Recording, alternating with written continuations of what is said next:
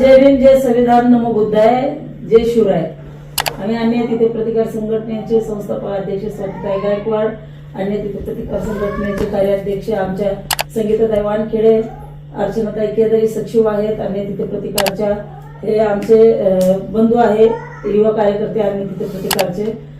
आज आम्ही केसमेल या ठिकाणी आलेलो आहोत. ह्या आजी आहेत आणि हे त्यांचे सून आहे आणि हे त्यांचे मुलगा आहे आणि आजोबा आहे ज्यांना पॅरलाइज झालेला आहे. हे पीडित कुटुंब आहे. ह्या आजींना ह्या ज्या बसल्यात सौभाग्यवती ह्या मारहाण करतात. आम्ही एक मिनिट शिवीगाळ करतात ते. आम्ही त्यांचे व्हिडिओ पाहिले, त्यानंतर आम्हाला एक तक्रारी अर्ज आला. त्यामुळे आम्ही न्याय देण्यासाठी ह्या आजोबाला सरळ पोलीस स्टेशन मध्ये अर्ज देऊन यांच्या थेट घरी आलेलो आहोत. त्यासाठी आता आपण चर्चा बघू शकता, लाईव्ह चर्चा. बोला आता. यांच्या जे जाऊबाई आहेत मोठ्या, म्हणजे हे दोघं भाऊ आहेत. यांचे मोठे भाऊ आहेत आणि हे लहान आहेत. तर आजी आजोबा गावीच होते. यांचं असं म्हणणं आहे की आजी अंगणवाडी सेविका होत्या, त्यांची पेन्शन काय भेटलेली होती ती त्यांच्या भावाने मोठा खर्च केली आहे. आणि आता 1 वर्षापासून, हे बऱ्याच वर्षापासून पुण्यामध्ये आहेत. त्यांचे भाऊ आत्ता आलेत आणि हे दोघेही इकडे आल्यानंतर आई वडील फार थकलेत म्हणून आई वडिलांना सुद्धा इकडे घेऊन आले. परंतु इकडे आणल्यानंतर असं झालं की बाबा त्यांनी जर त्यांची पेन्शन खर्च केलेली आहे तर त्यांनी सांभाळावं, परंतु ते हेही सांभाळायला तयार आहे. त्यांचं असं म्हणणं आहे की बाबा तू का 1-2 महिने सांभाळ तर मी 2 महिने सांभाळेल. परंतु त्यांची जी मोठी भाऊजाई आहे, ती मोठी भाऊजाई आणि तिचा मुलगा हे दोघंही मारहाण करतायत त्या दोघांनाही. म्हणजे आज या दोघांची अवस्था बघा काय आहे ते. अक्षरशः म्हणजे कुठं जायचं मला सांगा. ज्या वेळेला मुलाला जन्माला घालतो आपण, त्यावेळेला हा विचार करतो का की मला कोण सांभाळेल, हे मुलं मला सांभाळतील का? ज्या वेळेला ते लहानाचं मोठं करतायत मुलांना, त्यावेळेला त्यांनी भविष्याचा विचार केलेला असतो का? भविष्यात की हे मुलं मला सांभाळतील का नाही? माझ्या आयुष्याची पूर्ण जमापुंजी मी या मुलांना लावतोय. म्हणजे खरंच जे कोण मुलं असतील, सुना असतील, त्यांना विनंती आहे की आज हे ज्या ठिकाणी आहेत ना, त्याच ठिकाणी उद्या आपण सुद्धा जाणार आहोत. का आई वडिलांची अशी दशा करायची मला सांगा ना. आज तो भाऊ म्हणतोय मी सांभाळणार नाहीये, यांची मिसेस म्हणते मी का सांभाळायचं. नका असं करू, माझी विनंती आहे. ह्या वहिनी साहेब सुद्धा त्यांना शिवीगाळ करतायत. त्यांचे व्हिडिओ आम्ही बघितले, मला फार वाईट वाटलं तुमचं ते बघून. खरं सांगा मला तुम्ही की तुमची सुद्धा उद्या तुम्ही त्याच अवस्थेत येणार आहात की नाही? येणार आहात ना.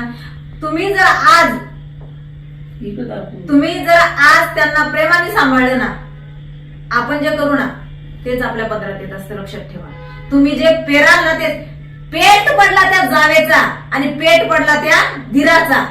ताई नाही सांभाळत ना, नको सांभाळू, मी सांभाळेन आणि आनंदाने सांभाळा. ही आपलं कर्तव्य, ही आपली जबाबदारी आहे.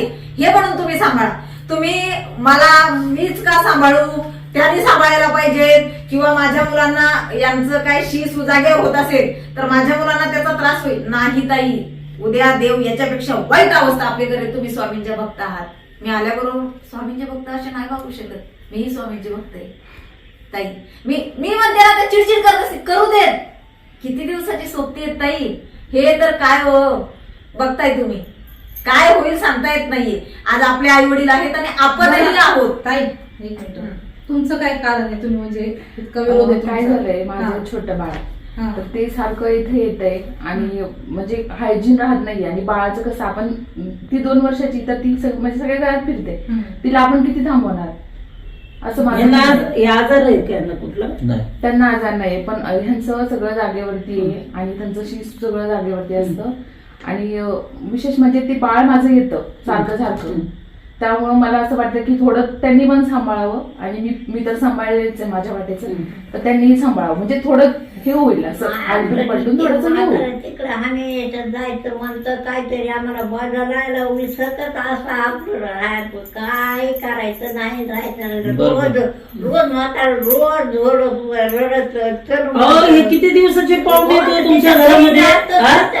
किती दिवसाचे पाहुणे आहेत? काय करणार पण बाई तू पण मरायलाच आली, त्यांनी पण मरायलाच आले, ते पण मरायला. हे शरीर आपलं नाश करणार ते ह्याचा अंतच आहे.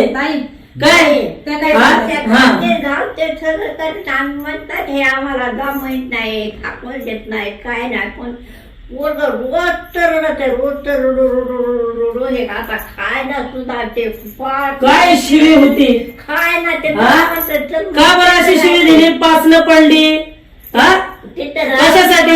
तिथं म्हणते आम्ही तुम्हाला माहिती हा? का सिनियर आपलं सिटीजन गुन्हे आम्हाला कसे ताई, तुम्ही शिकलेले आहात. द्या वाटलं काही काय बोलायचं नाही जर यांनी ऐका ना.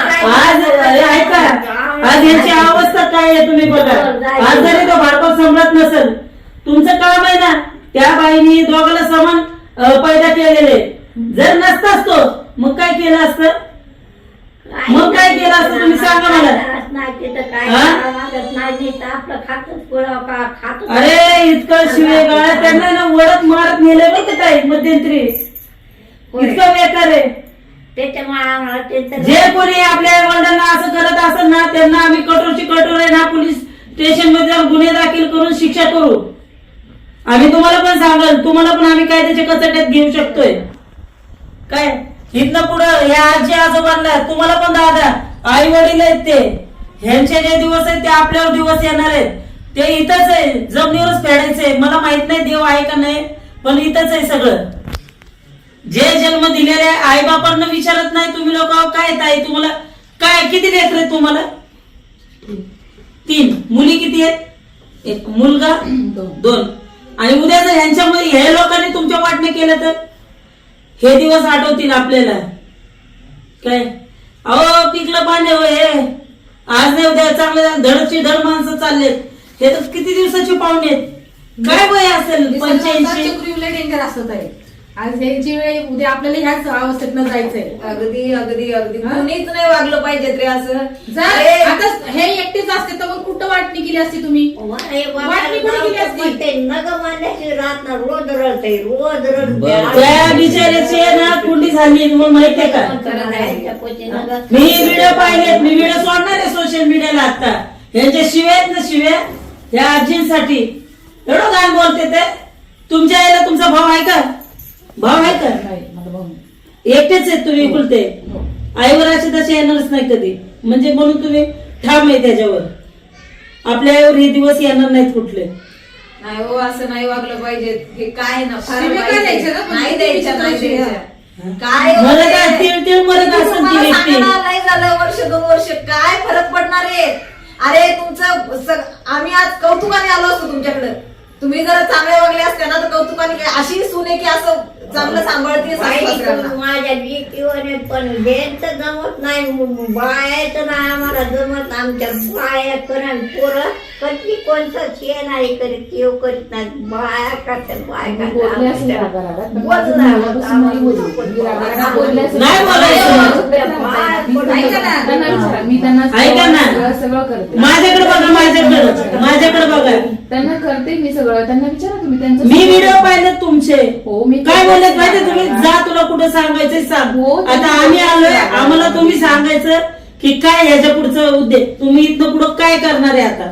ते आम्हाला सांगायचं लिखी द्यायची आम्ही आमच्या पद्धतीने करू त्यांनी 2 महिने सांभाळायचे मी 2 महिने सांभाळले कोण ते यांच्या मुलांना दुसऱ्या हा चांगला पण नाही त्यांनी 2 महिने त्याला आमच्या गावात आणि माझ्या नवऱ्याचं पण काम होतं मी माझ्या बाळामुळे छोटं बाळ दादा तुमचं काय म्हणणं आहे मला तुमचं पण म्हणणं ऐकू द्या हो. माझं एकच सरळ म्हणणं आहे त्यांनी 2 महिने सांभाळले मी 2 महिने सांभाळले हरकत नाही पण दोघाच्या घरी सीसीटीव्ही कॅमेरे मला अजिबात कोणाच्याच बायको भरोसा नाही अरे वा खरंय. लय भारी अगदी बरोबर अगदी आम्ही रोज पोलीस स्टेशनच्या पीआयला इथं पाठवून देऊ हे दोघांची अवस्था बघा कारण की का हायकोर्टाचं जजमेंट आहे सिनियर सिटीजन्सला बेकार आहे ना जामीन नाही जामीन काय आहे माहितीये का जर ज्या पीआयच्या हद्दीमध्ये अशा काही गोष्टी होत असतील आजी आजोबांना त्रास देत असतील मुलगा अन्यथा सून नाही तर कुणी पण त्यांचं रोजचं काम आहे आठवड्यात एकदा यायचं चक्कर मारायची यांची काय अवस्था आहे बघायची